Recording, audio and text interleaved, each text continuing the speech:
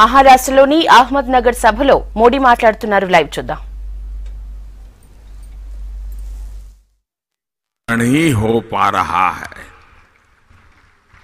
आज स्वरोजगार के लिए करोड़ों युवा साथियों को अगर बैंक से बिना गारंटी का लोन मिल रहा है तो उसके पीछे भी आपका वोट है, आपके वोट की ताकत है.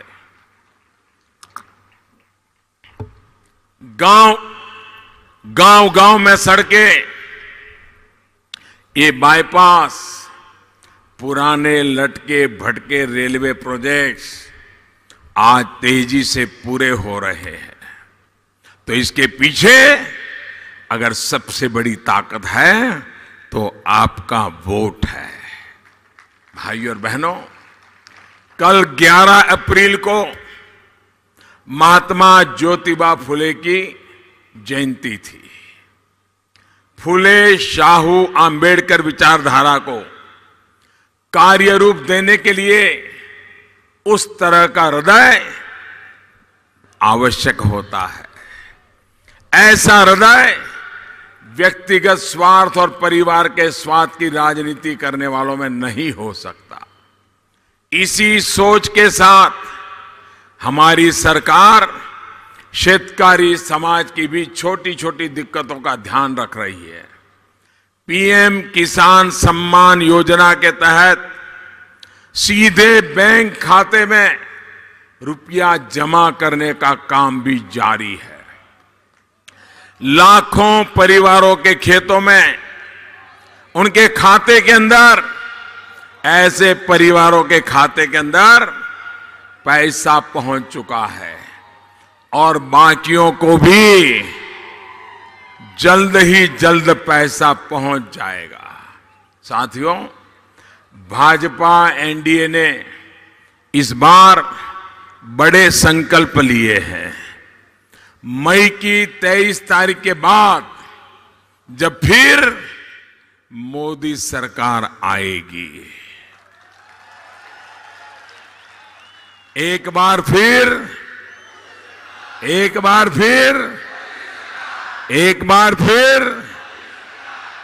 जब मोदी सरकार आएगी तो उसके बाद पीएम किसान योजना,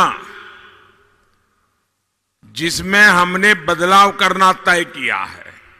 अभी 5 एकड़ से कम भूमि वाले किसानों को उसका लाभ मिलता है, लेकिन 23 मई के बाद, नई सरकार बनने के बाद, हिंदुस्तान के, महाराष्ट्र के सभी किसानों को इसका लाभ मिलेगा. साथ ही दिन रात मेहनत करने वाले जो छोटे किसान हैं, उनको 60 साल के बाद नियमित पेंशन मिले, इसका भी प्रबंध किया जाएगा. किसान को पेंशन, ये पहले किसी ने सोचा नहीं था. जिस तरह लागत का 1.5 गुना समर्थन मूल्य का वादा हमने निभाया, ये संकल्प भी हम पूरा करने वाले हैं. उपज की उचित कीमत मिले, ये सुनिश्चित करने के लिए ठोस कदम उठाए जा रहे हैं. भाइयों और बहनों, हाल ही में हमारी सरकार ने पशुपालकों को भी किसान क्रेडिट का कार्ड देने का, उसका लाभ देना शुरू किया है. मछुआरों को भी ये लाभ मिलेगा. ऐसे ही गन्ना किसानों की समस्याओं को दूर करने के लिए, गन्ने से इथेनॉल बनाने के लिए बड़े स्तर पर काम कर रहे हैं. देश भर में इसके लिए प्लांट लगाए जा रहे हैं. भाइयों और बहनों, पानी को लेकर इस एनडीए की सरकार का काम आपके सामने है.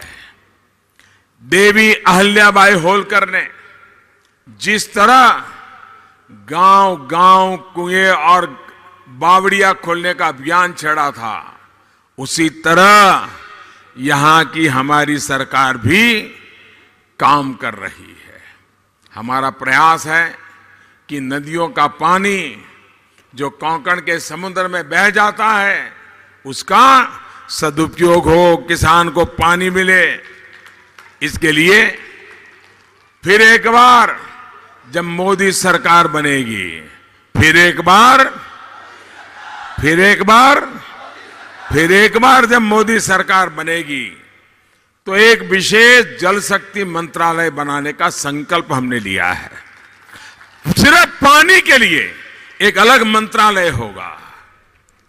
अगर पानी की समस्या का समाधान करें तो किसान को कभी समस्या पैदा ही नहीं होगी।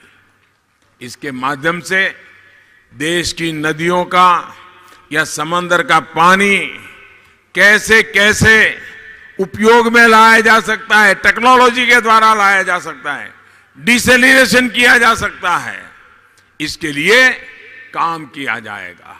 साथियों, एक तरफ हमारे संकल्प है, वहीं दूसरी तरफ कांग्रेस एनसीपी के ढकोसले हैं। एक तरफ पानी के लिए महायुति सरकार के काम है तो दूसरी तरफ कांग्रेस सरकार में हुए घोटाले और अजीत परिवार के शर्मनाक बयान है। ऐसे ही अपराधों की वजह से देश के लोगों ने कांग्रेस का मन और कांग्रेस की नीयत को अच्छी तरह जान लिया है, पहचान लिया है, और इसलिए अब जनता ने ही नया नारा दे दिया है, कांग्रेस हमेशा के लिए हटाओ। कांग्रेस हमेशा के लिए हटाओ, तभी देश में गरीबी दूर होगी। कांग्रेस हटाओ, तभी देश आगे बढ़ेगा। कांग्रेस हटाओ, तभी देश में आधुनिक इंफ्रास्ट्रक्चर का निर्माण होगा। कांग्रेस हटाओ, तभी देश में सबका साथ सबका विकास हो पाएगा। कांग्रेस हटाओ, तभी देश में घोटाले और भ्रष्टाचार से भारत मुक्त हो पाएगा। भाइयों और बहनों, इस बार आपका एक एक वोट महायुति के समर्थन के साथ ही कांग्रेस और उसके साथियों को सजा देने के लिए भी होना चाहिए।